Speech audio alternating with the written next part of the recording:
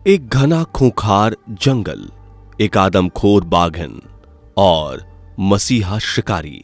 दोस्तों, ये किसी फिल्म की कहानी नहीं है, बल्कि ये हकीकत है उस आदमखोर बाघिन की जिसने अपनी भूख मिटाने के लिए एक ही गांव के 436 लोगों को मौत के घाट उतार दिया। दोस्तों, अगर आप किसी भयंकर घने जंगल से गुजर रहे हों और अचानक से आपका सामना किसी खूंखार बाघ से हो जाए, तो आप क्या करोगे? जाहिर ही ऐसी स्थिति में जो कुछ भी करेगा वो सिर्फ बाघ करेगा और आप कुछ भी नहीं कर सकोगे।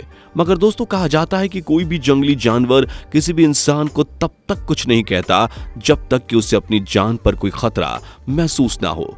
लेकिन जब कोई जंगली जानवर आदमखोर बन जाता है तो उसे शिकार करने के लिए किसी बहाने की जरूरत नहीं पड़ती।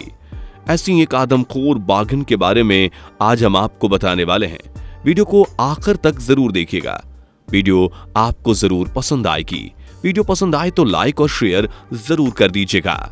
दोस्तों, ये कहानी शुरू होती है उत्तरी भाग में बसे छोटे से पड़ोसी देश नेपाल से, जहां एक आदमखोर बाघिन ने 200 से भी ज्यादा मासूमों को अपना शिकार बना लिया। लोगों में इस बाघिन के लिए डर और भी ज्यादा बढ़ता ही जा रहा था। नेपाल से जंगलों के रास्ते होते हुए यह खूंखार बाघिन उत्तराखंड की सीमा में घुस गई। कई दिनों तक उत्तराखंड के घने जंगलों में ही रही और धीरे धीरे जंगल से बाहर निकल कर आने लगी। कुमाऊं गांव में लगे जंगलों में इस खूंखार बाघिन का बसेरा था। इसलिए इस आदमखोर बाघिन ने कुमाऊं गांव के लोगों को अपना शिकार बनाना शुरू किया। इस बाघिन का नाम चंपावत था। 90 के दशक में उत्तराखंड के कई इलाकों में इस बाघिन की बहुत ज्यादा दहशत थी। कुमाऊं गांव में एक एक करके लोगों की मौतें हो रही थीं। गांव वाले परेशान थे क्योंकि ये मौतें ना तो किसी बीमारी या आपदा के कारण हो रही थी, बल्कि एक खूंखार शेरनी शिकार पर निकली थी और मासूमों को अपना शिकार बना रही थी। जब एक एक करके गांव में मौतें बढ़ने लगी तो गांव वालों में यह अफवाह फैलने लगी कि इस गांव में चुड़ैल का साया है, जिसकी वजह से एक एक करके गांव में मौतें हो रही हैं। कुमाऊं में मौत का तांडव अभी भी बरकरार था। एक तरफ गांव वाले परेशान थे तो वहीं दूसरी तरफ जंगल में बेखौफ एक आदमखोर बाघिन अपना डेरा डाले घूम रही थी।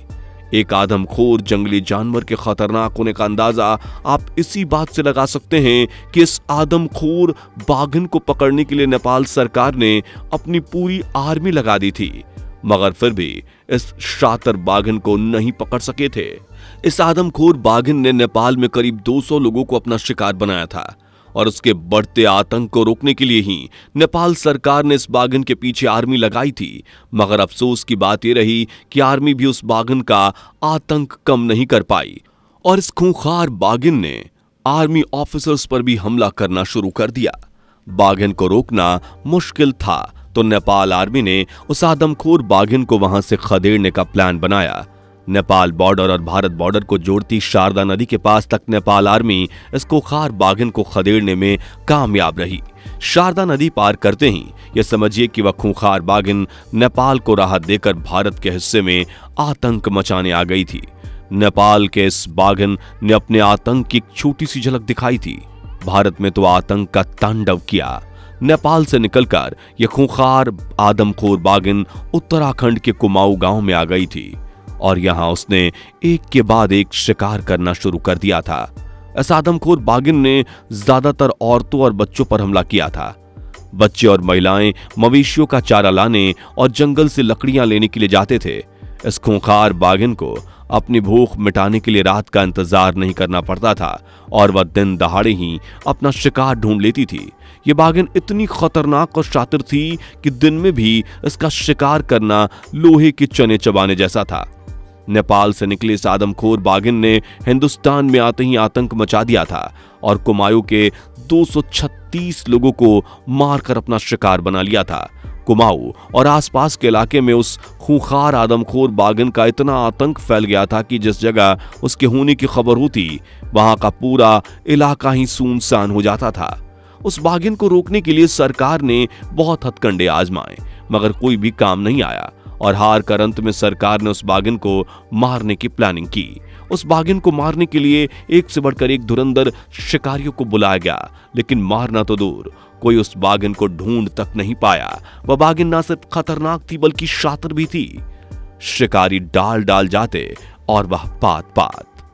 कई शिकारी उस बाघिन को पकड़ने में नाकामयाब रहे और अंत में उसे मारने के लिए सबसे मशहूर शिकारी जिम कॉर्बेट को सामने आना पड़ा। आदमखोर बाघिन को पकड़ने के लिए जिम कॉर्बेट जो भी प्लान बनाता वह फेल हो जाता।